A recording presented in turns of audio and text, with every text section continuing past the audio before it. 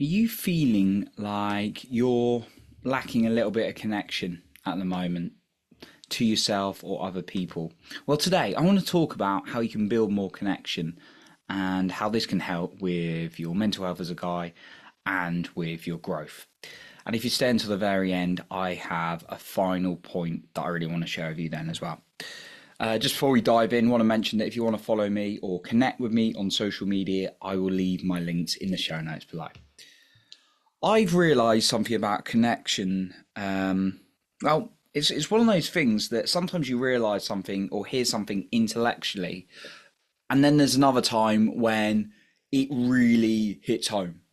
It really makes sense of where you are and your experiences in your life. And I started to notice that when I wasn't connected to myself and other people, I started to have bad habits or addictions. Now, addiction doesn't necessarily mean you're taking a load of drugs or drinking every day. There's all sorts of addictions and bad behaviours. And I realised I get into bad behaviours, and I'll share some of mine in a moment, when I've not really felt connected to myself or other people. And I remember reading this in The Power of Now. Eckhart Tolle, great book. I'd highly recommend reading it. It's something I want to definitely reread again actually this year. Going through plenty of books at the moment though, but he says that addiction is from a lack of connection, which makes a lot of sense for me personally, because when I felt really connected to people, feeling really good within myself, I don't want to eat a load of junk food. I want to go out and drink alcohol to drown my sorrows, or I don't necessarily need to be spending a load of time scrolling social media. Now, can you have little bits of those things? Of course, right? I use social media every day, for example. I'm currently not drinking and just coming up to 6 months on the challenge I set for myself, which I'm very proud of. But you can have those things in moderation, of course. But when I've got into bad behaviours and avoidance, it's when I've had a lack of connection, I found. And I really want to talk about this when I do awareness. For me, it's been in the forms of social media, using alcohol for bad cases like going out drinking just to avoid pains, dating challenges, business challenges in the past. And when I've realised that I wasn't connecting to myself because sometimes I didn't want to feel the difficult emotions, that's caused the bad behaviours. Now, as human beings, I've realised we have a need for connection, right? Right? Think about it. When you're connected with yourself and other people, you probably feel better, right? Or the right kind of connection to your life, right? As human beings, we need connections. That's there's no human being I've met that was going to deny that, right? The problem is the way the world's often set up when we're addicted to our phones, we're not really present.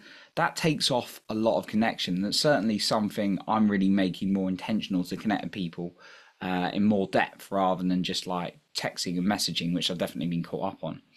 And maybe you can relate to yourself, and maybe you're feeling I've got a lack of connection. You find yourself into bad behaviours. Now, of course, you can get into and it's up to you what you term as bad behaviours and addictions.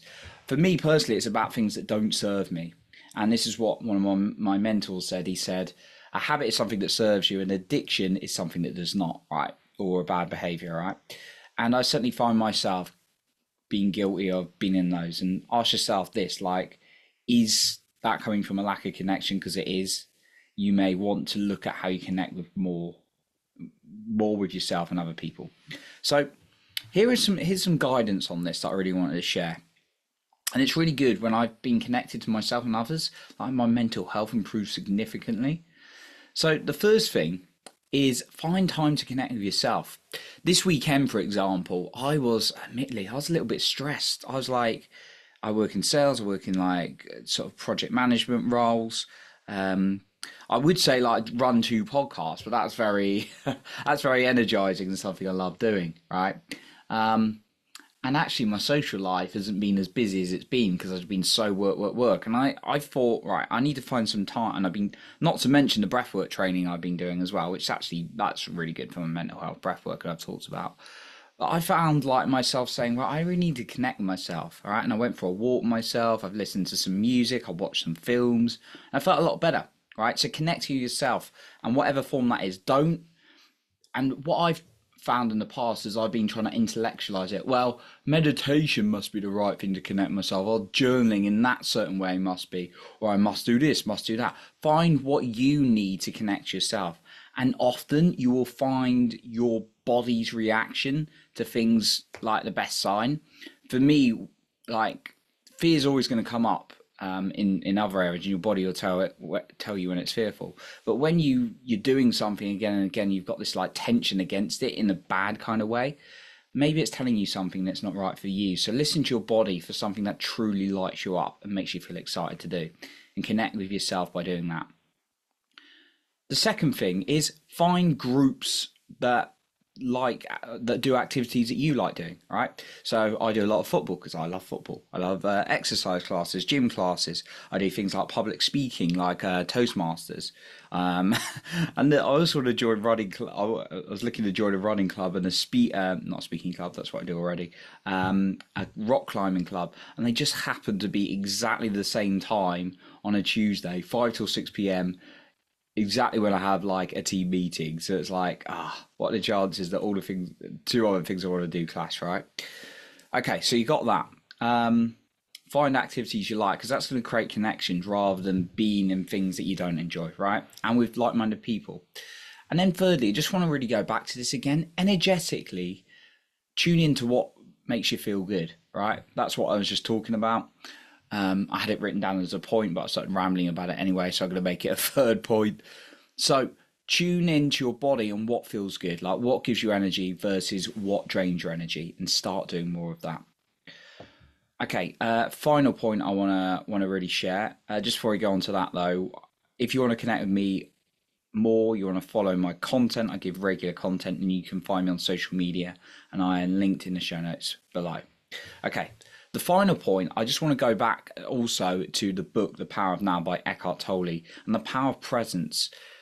Often we're so like in our minds, like we've got an very analytical minds, having spoke to a lot of people and definitely been there myself. And we don't stay present. So my guidance on this one is find something that gives you more presence. And that book, The Power of Now, really gives you some great methods on how to embed more presence into your life, so that you can, and therefore when you're more present, you're going to be more connected to life around you, to people around you, and to yourself. And that's when I found I've got the best connections, and therefore it's reduced my bad behaviors. So not eliminate, if there's going to be events that are thrown in our way, the more present I can be with myself and other people, the better connections as well. So that's what I got for you today. I appreciate you for being here. You're improving other people in your life by being the best you. And remember, lead with your heart, not with fear.